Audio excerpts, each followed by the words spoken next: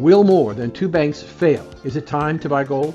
Recently, the FDIC took over two banks that were in trouble. Now we have reports that an additional 20 regional banks have in excess of $650 billion in bond losses. The Fed admits that their increase in interest rates have done little to bring inflation under control. They may well increase the amount and frequency of interest rates. Isn't it time to consider gold in your portfolio? From January 1st, 2023 to today, the price of gold is up twice as much as the S&P 500. Go to blacksandwhites.us, click on the gold bar, and reach out to Advisors Metals and ask Ira, is gold right for you? Call now. It's important. Welcome to Black and White, a conversation with Dan Perkins. It's time to bring all of us together to talk about the issues that concern us. It's time to hear from people who want to deal with only the facts. And it's time for you, as Americans, to re-engage in your right of freedom of speech. It's time for you to join me in the conversation on Blacks and Whites. Welcome back to Black and Whites, and we have a very special guest today, Taya Schumann, who is an advocate for homeschooling, and we're talking to her about, well, what's going on in homeschooling now that the pandemic is over, and what she thinks the future of homeschooling is going to be. So Taya, thank you for joining us. Absolutely, Dan. Thank you. Tell me about your organization, what you're doing, and what you see happening. Well, the beginning of homeschoolreadyornot.com was really in-person consultation with parents who were considering the homeschool lifestyle. And every year I would meet with whomever was interested, and we would go over how to get started and try to overcome any real or perceived barriers. And then I didn't do much with the website. I procured it several years ago for that purpose, for a broader reach. And for whatever reason, it kind of stayed in the queue there. And then COVID hit. And if you'll pardon the pun, the number of inquiries spiked after COVID. So I thought it was time to dust off the website and see if we could put an online resource or aggregate of information for parents who are considering the lifestyle, but for whatever reason can't pull that trigger, or they don't think they can pull that trigger. And so that's really what we want to do, to shepherd them through that process and help them take ownership of and responsibility for their children's education. Now, based on what you said, there's a flip side to that. And I'm not saying you're saying this, I'm just listening to what you're saying. You're not the first person that I've talked to about this issue, because I think it's an important one. There's nothing more important as parents we can do is to assure that our children get a fair and balanced education. But with the pandemic and perhaps one or more of the adult members of the household either having to work remotely or getting laid off, there was an opportunity, especially with the financial aid that the government gave families, for one of those spouses to help set up homeschooling for the children. But as we've seen in the last year or two, inflation has gotten way out of line, and as a result, household income has come down dramatically, and the need for that second income is putting pressure on the household budget. Are homeschoolers giving up their homeschool situation in order to try and get enough money to survive? There may be those in that circumstance. I personally don't know of any, but you can homeschool on little to no budget, and that's one of the beauties of the lifestyle. So it's just a matter of getting creative, using common sense, and finding community. Community is paramount because we share books, we share programs, we share whatever it is, sporting events, debate, what we learn in each environment. And if you can find a good community into which you can yoke, that is half the battle. It seems to me that, I don't know when it happened, but as a parallel comparison, companies like Budweiser and Target lost their way in understanding their responsibility to their shareholders first and to the vast majority of their customers second. And as a result, when America had enough of the crap from those companies, they told them so by taking their money and going someplace else.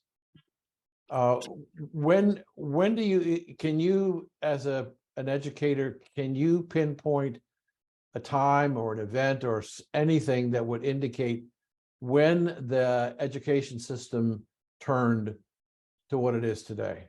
That is a great question. I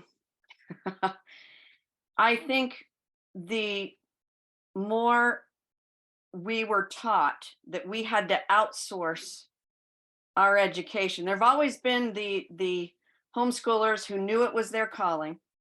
They didn't care if it was legal or illegal in their state. That was Right. their responsibility as a parent. And we all stand on their shoulders, Dan, because they really paved the way for the rest of us.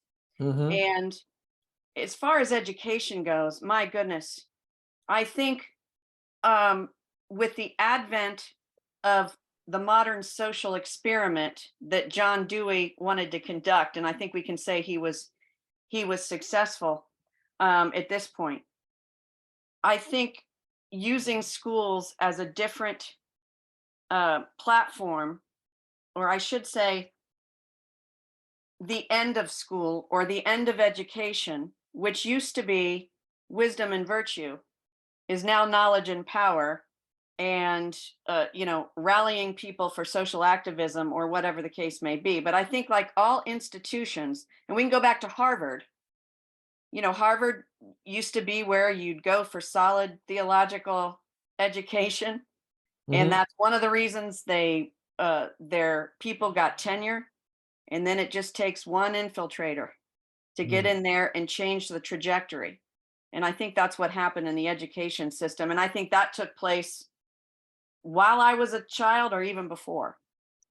I have dared to answer my own question by saying I believe the responsibility for the change in the education system and the outcome that we have been seeing is the responsibility of the parents. And I say that because I believe when the men and women came home from the Second World War and they saw that mom could make a good living working in a factory or doing whatever she was doing, and dad would come back and get a job, if they had two income in a household, they could have a house in suburbia with one or two cars and take vacations. And so they turned the responsibility of educating their children and monitoring the education of their children to the classroom teachers and to the teachers, ultimately the teachers' unions. So we are culprit in our lifestyle that's caused part of the decline in the quality of education. Now, we've just got a couple minutes left on this segment. Tell me what you think is the direction of where we're going. Education wise, Yes, ma'am. oh my goodness. I think, well, first and foremost, we want all educational environments to thrive, right? Because not one thing is best for everybody. And I think the monopoly that is education right now, that's part of the problem. I think that's why you see the attacks on homeschooling. And I also think that both prior answers can be true at the same time, right? We can have a shift in the education world as well as a shift at home. And those two working together can create where we are right now. And I think it's just a matter of not giving up what we want most for what we want right now. And so I think as far as education goes, you're going to see the split from the public schools if they're not serving their local community and local parents, which is whom they're supposed to serve. And I think you're going to continue to see people weeded out of that environment into the private schools and into the public homeschools. One of the things that concerns me about what's going on in America's education system today is that the power and influence that the classroom teacher has way beyond education.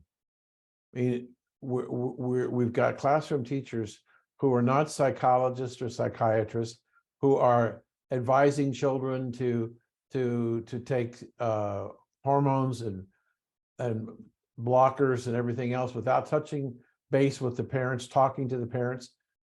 And I have this feeling that the education system as we know it today is rogue. There doesn't seem to be any supervision over the classroom teacher.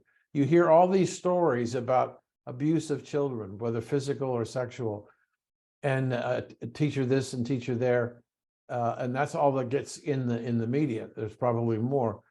There doesn't seem to be any supervision, an oversight, or communications between the principal and the classroom teachers, that they're almost autonomous of the school.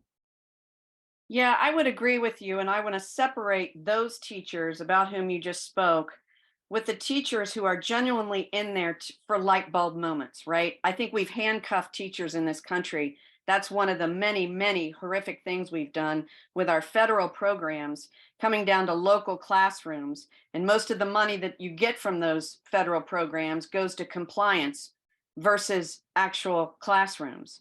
And so we've done a huge disservice to our teachers in overcrowding in the classrooms, taking time away from class, and handcuffing them and not allowing them to really teach. So those teachers aside, I agree with you. One of the many arrows that are shot at homeschooling is socialization. And that's frankly a myth. It's just not an issue, especially these days.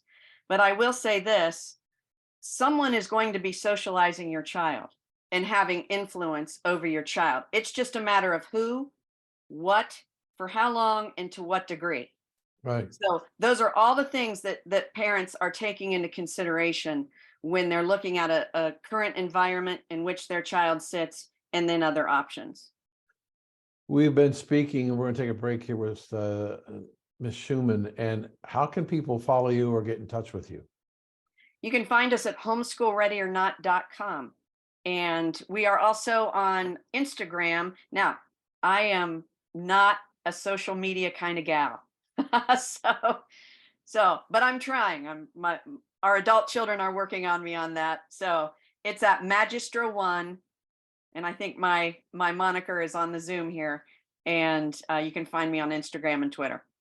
We'll be right back.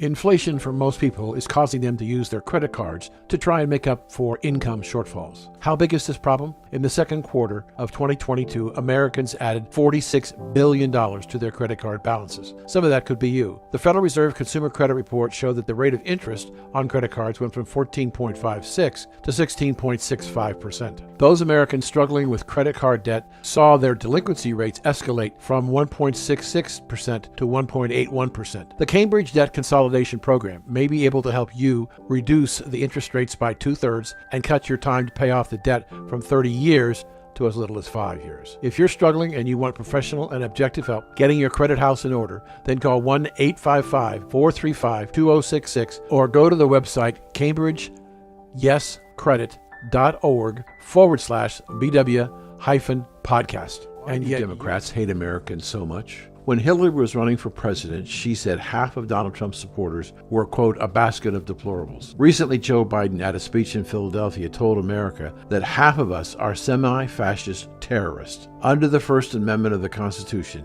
we have the right to express our opinions, and if we disagree with the left, they don't have the right to take away our freedom of speech. Clearly, the statement by Hillary and Biden are designed to silence the conservatives in America. Many Americans find it easier to go along with the left and give up their right to disagree. What would America look like today if our founding fathers would have given in to the king and not fought for their freedom? Today we must fight to take America back. Join the new generation of patriots who believe in the Constitution. Join the new revolution in America. And we're back, and we're having a very interesting conversation with Ms. Schuman, who is an advocate for homeschooling.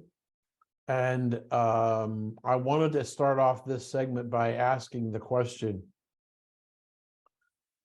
we have a significant number of children enrolled in homeschool.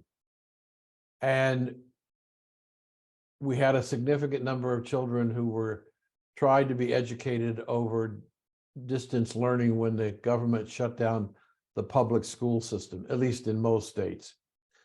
And I want to ask you a question.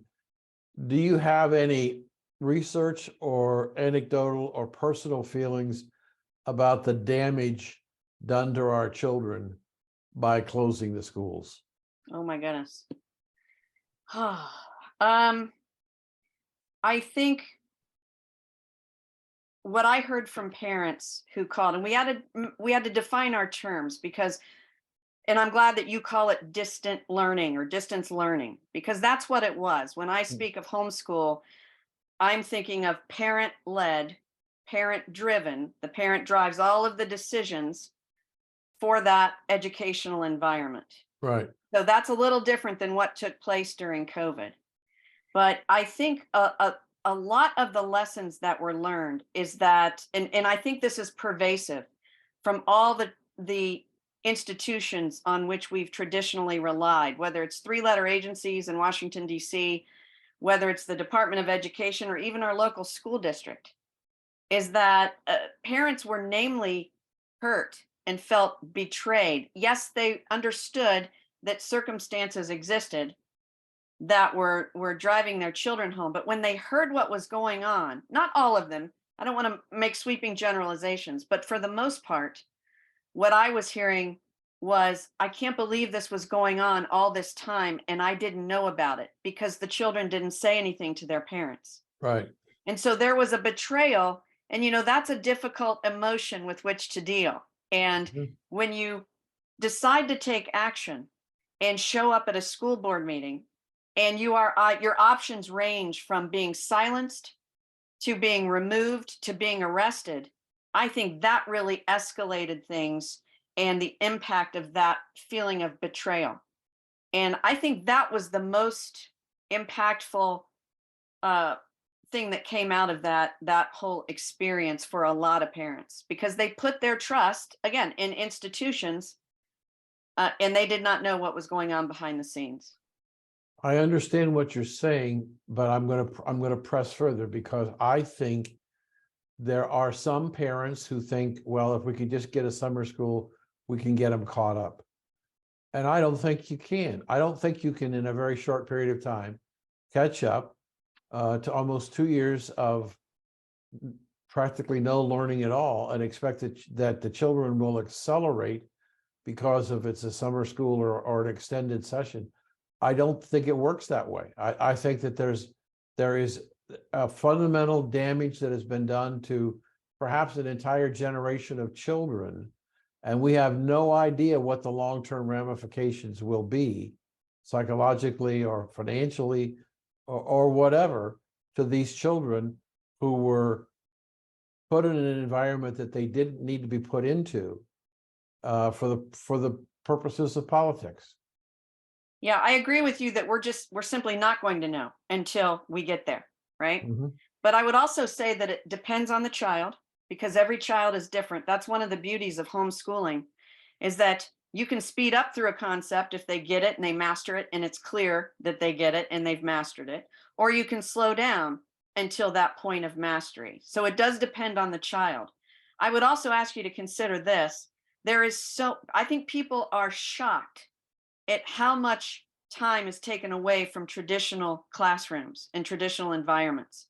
And it does not take 8 hours a day to master a concept in math. Now, if we're getting into the higher math, maybe that's different. Maybe you search for different resources out there, and there are so many. So we may not be able to compensate academically for that time, for that event, and putting those students in that predicament. But I do think that the social impact, to your point, is going to last for a long time. But academically, I think we can get there, at least halfway there. And it just, again, it depends on the child.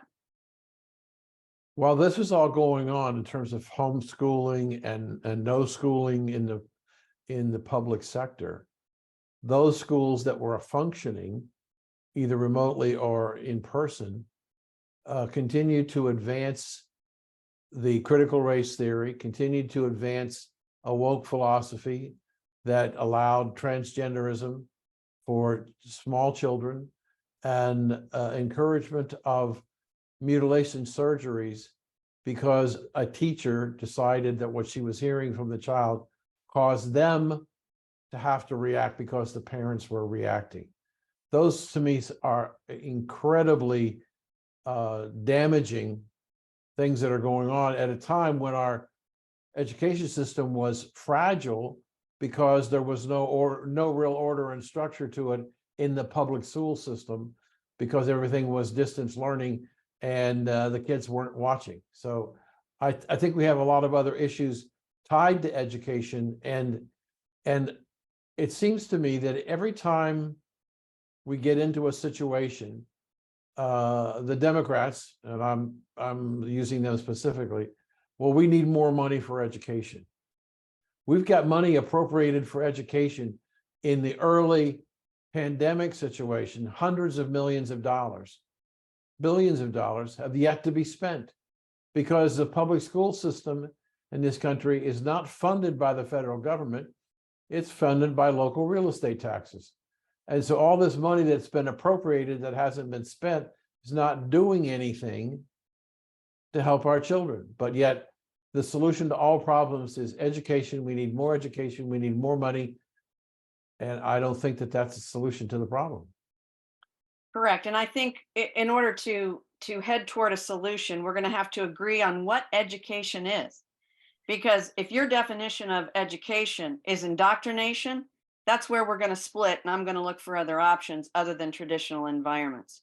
But my goodness, we spend, what is it, Dan, 15,000 or more on each student, right, in a traditional school environment. And had we had that when we were homeschooling, we would be taking field trips to Paris and Italy, and my goodness.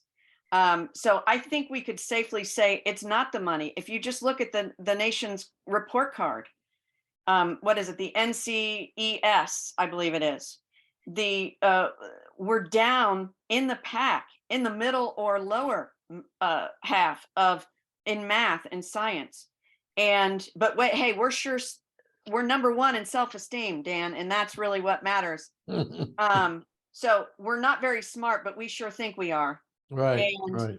it's frustrating because if we can't agree on that definition of what education is and the end of education, what it should be, then we're not going to have any efficacious solutions. So I agree with you. As parents start to work that out and look at what the end of their environment, or however their traditional environment defines education, they're going to have to make that decision. And it's tough. It's not, it's not an easy one. I was shocked as a much used and misused term, but I was shocked when the Justice Department decided that parents who went to board meetings, school board meetings, and protested were now domestic terrorists. Yeah, I think you're going to see more of that, and you're going to see it tied into, as they start fleeing to other educational environments, those educational environments will become targets. I've also we've got about 2 minutes here. I've also seen that in many of the blue states, we're seeing student populations in the public schools decline dramatically. There are districts up in the Northwest who don't have enough students to keep a particular school, so they're closing the building, laying off teachers and staff because there aren't enough students around to justify keeping the school open. And they're going somewhere. They're just not going to the public school. They're going to alternatives like what you're talking about, or private schools. I'm curious as to whether you thought in the moment we have left, whether the private schools are closer to the public schools than they are to homeschooling. Well, that depends on how much money they get from the state and the federal government.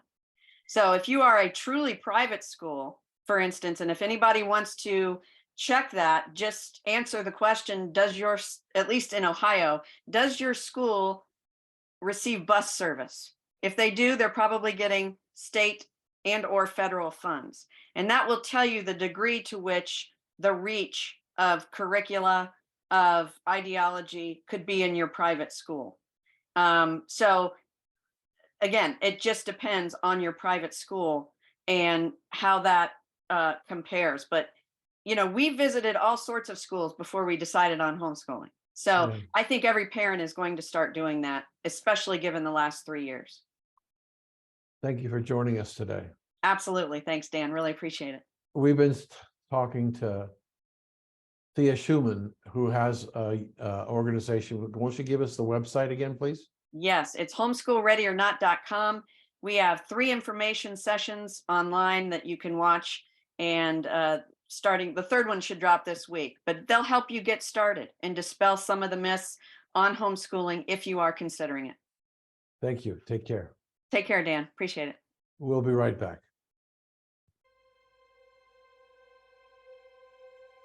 We are Americans, male and female, from many races and cultures from all over the world.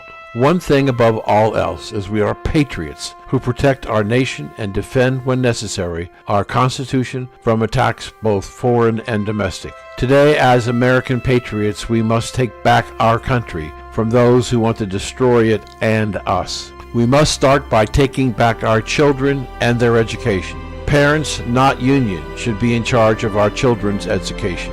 We must be sure that they are taught about the greatness of America and its people.